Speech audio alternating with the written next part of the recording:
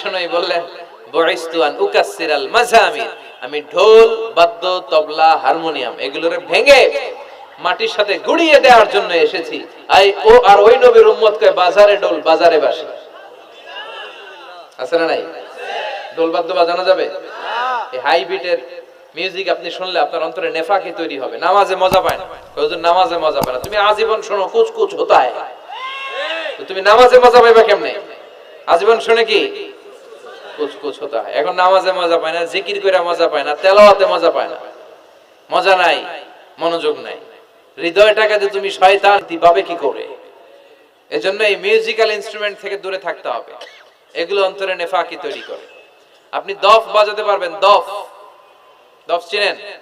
ঢোলের দুই দিক আটকানো, দফের এক দিক আটকানো এক দিক খোলা, এটা বাজিয়ে আপনি নাশিদ পরিবেশন করতে পারবেন, সমস্যা নাই। বিশ্বনবী বিয়ের ক্ষেত্রে বলেছেন আ'লিনু আন-নিকাহ বিদ-দুফুফ, এই দফ বাজিয়ে দফের ব্যান্ড পার্টি করে বিয়ের ঘোষণা দিয়ে দাও।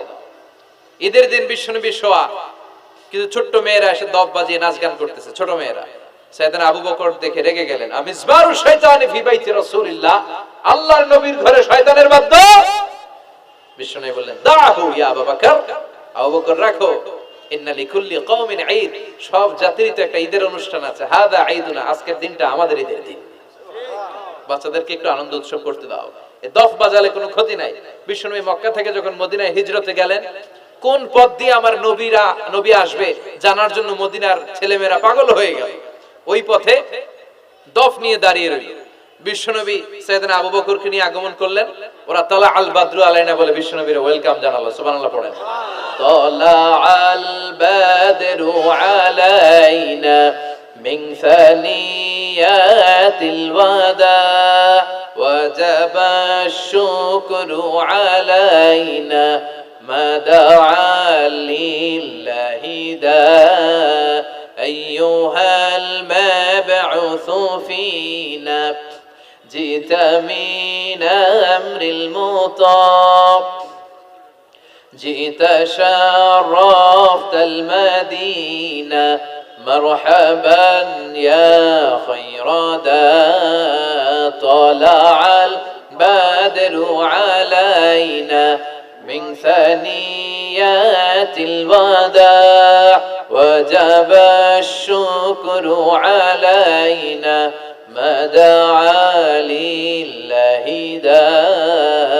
পড়েন আল্লাহু আকবার। আমরা যেন এই সুস্থ সংস্কৃতির প্রচার প্রসার করতে পারি। ইসলাম বিনোদনের নিষেধ করে নাই, কিন্তু বিনোদন শুড বি হালাল বিনোদন, ঠিক কি না? আপনি অসুস্থ সংস্কৃতির চর্চা করলে ওইটা আল্লাহ অ্যাকসেপ্ট করবে না। সংস্কৃতিটা হতে হবে সুস্থ সংস্কৃতি। আল্লাহ তুমি তৌফিক দাও। বিষ্ণুবী যা যা বললেন, ভুইঘরের ভাইয়েরা, তার প্রতিটি আমাদের আশেপাশে চোখের সামনে পেছনে আছে না নাই? এটা ফিতনার যুগ। কিসের যুগ? এই যুগে আমানতের খেয়ানত হবে, এই যুগে নারীরা বেপরদা হয়ে চলাফেরা করবে, এই যুগে নিজের ঈমান বাঁচানো কঠিন হয়ে যাবে। এই কঠিন বিপদের সময় আমাদেরকে বাঁচাতে পারে দুইটা জিনিস।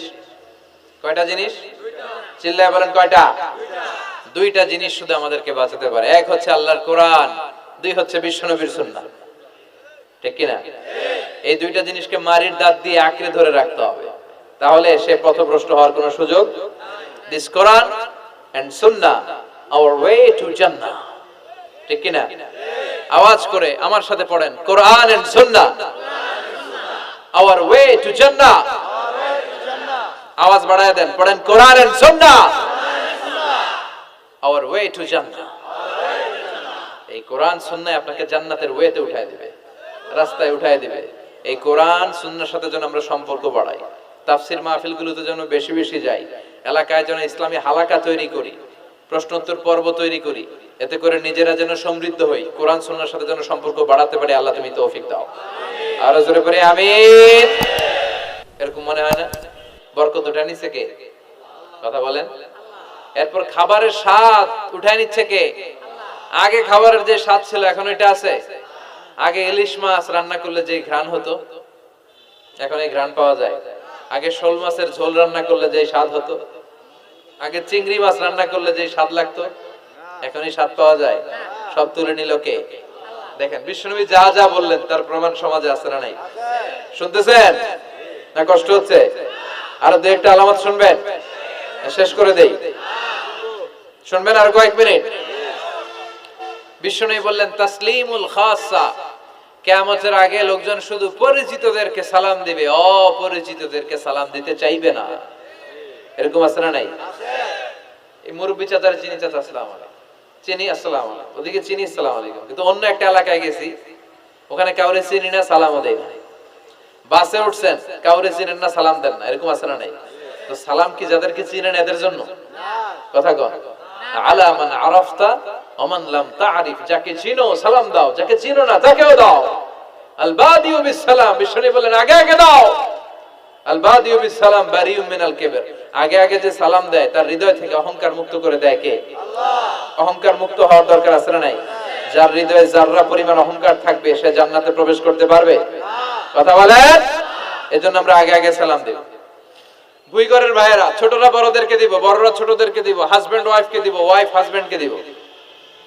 রাজি আছেন তো? আজকে যারা স্বামী যারা আসছেন, বাড়িতে যেই ভাবির আগে সালাম দিবেন। রাজি আছেন? কথা কয় না, আওয়াজ ছোট হয়ে গেছে। পারা যাবে? আপনি আগে সালাম দিবেন, এটা দেখে আপনার স্ত্রী লজ্জা পেয়ে আপনার আগে দিবে, এগুলো দেখে বাচ্চারা সালাম শিখে ফেলবে। সুবহানাল্লাহ কইবেন না? আমরা কি চাই না আমাদের ফ্যামিলিগুলো এরকম সুন্দর হোক? আমরা কি চাই না আমাদের ফ্যামিলিগুলো জান্নাতি হোক? এরপরে বিশ্বনবী বললেন খুতাবুকুম তাবিলা সালাওয়াতুকুম কাসীরা, কিয়ামতের আগে খুতবাগুলো লম্বা হবে আর সালাতগুলো খাটো হয়ে যাবে। এই যে বক্তব্য লম্বা, নামাজ হয়ে যায় খাটো, আছে না নাই? হুজুর ওয়াজ করেন, ওয়াজ টেস্ট লাগে, নামাজ টেস্ট লাগে না, আছে না নাই? এশার নামাজও পড়ে না, ফজর নামাজও পড়ে না, রাত 2টা পর্যন্ত ওয়াজ শোনে, আছে না নাই? এরকম করা যাবে না। নামাজ কামাই করা যাবে না। সবার আগে হবে নামাজের হিসাব। নামাজের হিসাব ঠিক তো আপনার পুরো আমলনামা ঠিক। নামাজে ভেজাল তো সব জায়গায় ভেজাল। প্রথম হিসাব নেওয়া হবে এই সালাতের, খবরদার। এরপরে বিশ্বনবী বললেন লা ইউকাসসামুল মিরাস আলা ওয়াজহিন সাহি। বিশ্বনবীর হাদিস থেকে এরকম বর্ণনা পাওয়া যায়, এর মাফহুম হচ্ছে লা ইউকাসসামুল মিরাস আলা ওয়াজহিন সাহি, সহি পদ্ধতিতে মিরাজ বণ্টিত হবে না। লিযাকারি মিসলু হাযযিল উনসায়াইন, সব বাবাদেরকে আল্লাহ বললেন উত্তরাধিকারের বন্টন নীতি তুমি মেনে ছেলে মেয়েদের মধ্যে বন্টন করে দিবা। ছেলেরে দিবা যদ্দুর, মেয়েরে দিবা অর্ধেক। কার আইন? আল্লাহ। কথা বলেন আইনটা কার? আল্লাহ। ছেলেরে যদি 2 লাখ দেন, মেয়েরে 1 লাখ। চিল্লায় বলেন, ছেলে 2 লাখ পেলে মেয়ে কয় লাখ? 1 লাখ। ছেলে 4টা বাড়ি পেলে মেয়ে কয়টা বাড়ি? 1 লাখ। অনেক বাবা আছে মেয়েরা কয় মা তোর বাইরে সব দিয়ে দিলাম, তোর লেগে দোয়া করে দিলাম। হাত তুলছেন না? মেয়ের লেগে কি করে দেয়? আর ভাইরে সব দিয়ে দেয়। এগুলো টাকা, এগুলো কি ভুই ঘরে মাশাআল্লাহ এরকম টাকার টাকাত নাই। দোয়া তো আপনি সবাইরই করুন। ছেলে যেটা প্রাপ্য দিয়ে দেন, মেয়ে যেটা প্রাপ্য দিয়ে দেন, তারপরে হাত তুলে দোয়াও করে দেন। কথা বলেন। অনেক মা আছে ছেলেরে বেশি খাওয়ায়, মেয়েরে কম খাওয়ায়, আছে না নাই? ছেলের পাতে মুরগির রান, মাইয়ার পাতে মুরগির ঠ্যাং, আছে না নাই? দেখবেন ওই মা বাবার হয়তো অনেক সময় শেষ কালটা ছেলের বাড়িতে কাটে না, কাটে মেয়ের বাড়িতে, আছে না নাই? কারণ প্রকৃতির একটা মায়ের, আছে না নাই? শেষ মাইরটা আল্লাহ দিবে। শেষ মাইরটা কার? আল্লাহ ছাড় দেয়, ছেড়ে দেয় না। আল্লাহ কি দেয়? কি দেয় না? আল্লাহর সব মনে থাকে। আল্লাহ শেষ খেলাটা খেলে দিবে। চিল্লায় বলেন ঠিক কি না? বাবা মা যারা আছেন সাবধান, উল্টাপাল্টা করেন না। এগুলো নিয়ে কত বিচার যে আমাদের কাছে আসে, কত মাসালা যে আসে, কেন করেন এগুলো? সমানভাবে আপনি ইনসাফ করেন, কিয়ামতের দিন আপনার বিচার করার সময় আল্লাহ আপনার উপর ইনসাফ করবে। আপনি ঠকাবেন, আল্লাহ আপনার 14 গোষ্ঠী উদ্ধার করে ছাড়বে। তিনি ভুলে যান না, তিনি ছাড় দেন, ছেড়ে দেন না। এজন্য মিরাসের যে বন্টন পদ্ধতি, আমরা যেন ইসলামের দেয়া পদ্ধতি অনুসরণ করি। আল্লাহ তৌফিক দাও। কিয়ামতের আগে ভূমিকম্প বেড়ে যাবে, আছে না নাই? কিয়ামতের আগে আত্মহত্যা বেড়ে যাবে, আছে না নাই? কিয়ামতের আগে ঢোল